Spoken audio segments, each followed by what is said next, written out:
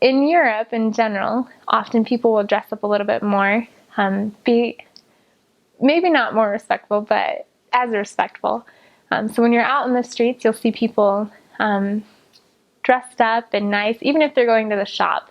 They really are stylish individuals. They'll wear scarves and tights. Like, I really saw how the U.S. styles often came from Europe just a few years later.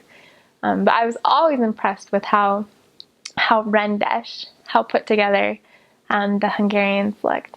So I got to Hungary in December of 2012, and the day that we got there, my mission president told me, "Oh, this is the first day it snowed," and I thought, "Oh, great," ready for a harsh winter, because I'd heard about it. And being from California, I am not very accustomed to such weather, nor am I necessarily a big fan of it. So I remember that first night, even, it had been snowing and it didn't stop snowing, and it was cold, and I thought, oh my goodness, I am in for a long winter.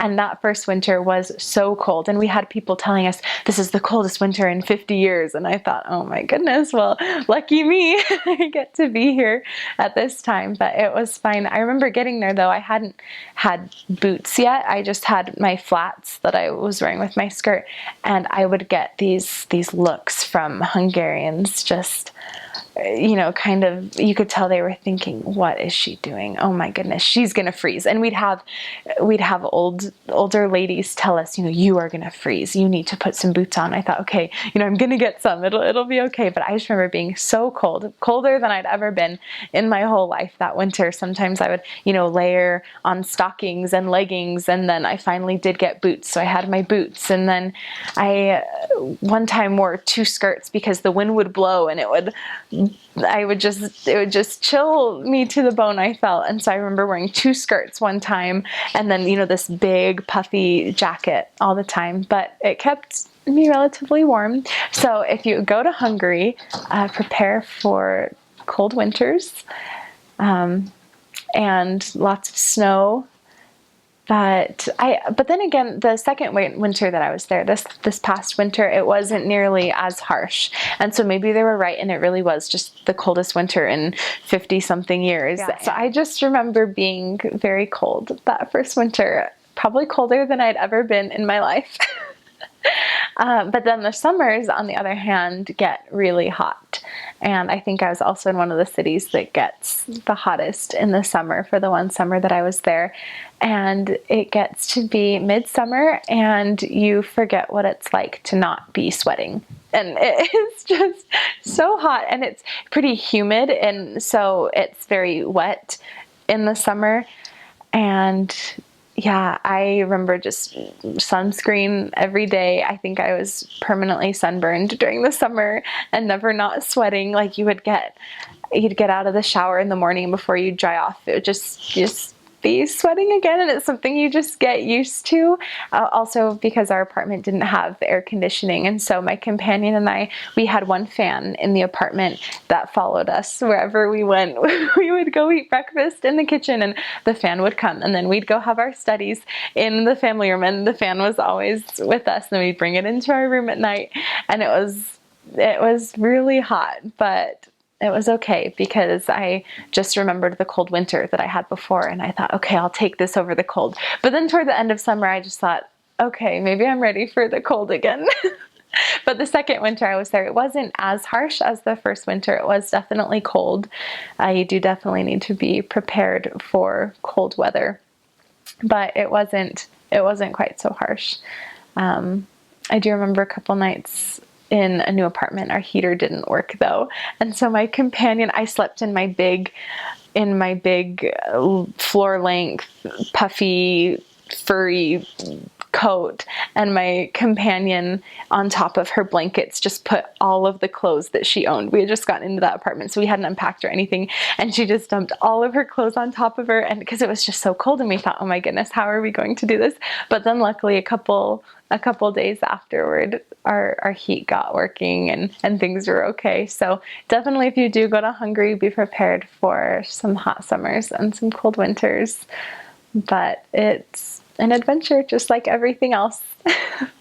Hungary has all 4 seasons. They have summer, fall, winter, spring. They have it all, and it's a pretty humid climate. Even though they're not right by the ocean or anything, it is fairly humid.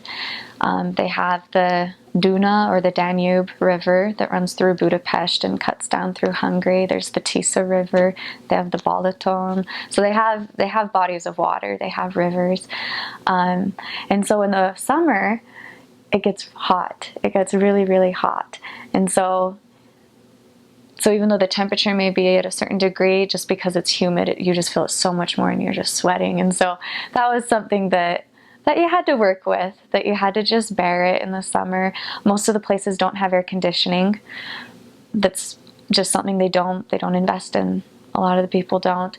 And so the only places I ever would have air conditioning was either at the mission home, or if we owned our own meeting homes, then we were sure to have air conditioning in them. But if we were just renting a facility, chances are you didn't have it. You didn't have air conditioning. The businesses wouldn't usually have it. So that was interesting, something to adjust to. So my companion and I, during the summer when I was in Hungary, we had just this little fan that we would take around our apartment with us. If we were studying in the front room, then we would have it in there. If we were in the kitchen, we'd take it into the kitchen. If we were going to bed at night, we'd put it up in the window. We'd open our window and then put the fan there. And so that was how we kept cool most of the time. So yeah, it gets fairly hot. Fairly hot. I didn't ever really keep track because there wasn't a way to always know how hot it really was, but I just knew it was hot. Autumn was beautiful. Winter, kind of like summer, it gets really cold. So even though the degree is maybe something, it just feels that much colder. It just goes right through your clothes and to the bone. So layers were huge. So for sisters, I would just recommend having layers. Like, it's good to have a nice big coat, but it would be good to have cardigans and other jackets that you can layer with. So that way, when you do go into buildings, you'll still have different layers on underneath that big coat, or when you're meeting with people in their homes. And so layers were huge. So it can be hard, depending on what time of year you're going to Hungary, to know exactly what you want to buy for the seasons. Where I went in the winter, it was important that I already had my winter clothes, that I had my boots and tights and sweaters and everything.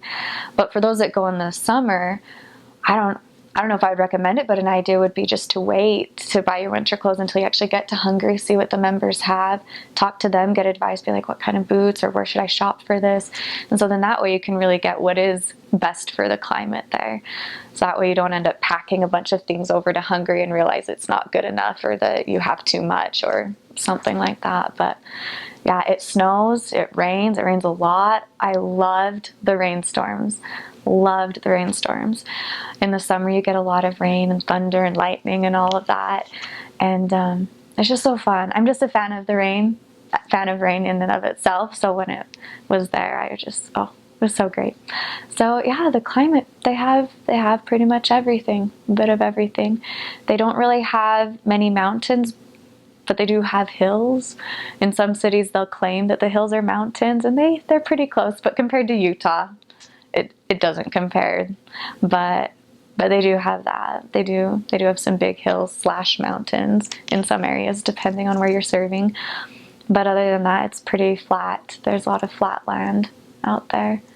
In the northeastern part of Hungary, you'll find a lot of farmland. I'm sure they still have a lot of that out in the west is short as well, but there's an area called Hortobágy, and there's some surrounding villages and cities out there where they do have a lot of farms, ranches, and stuff like that. So, and of course there's the big cities. So yeah, they have a lot of everything.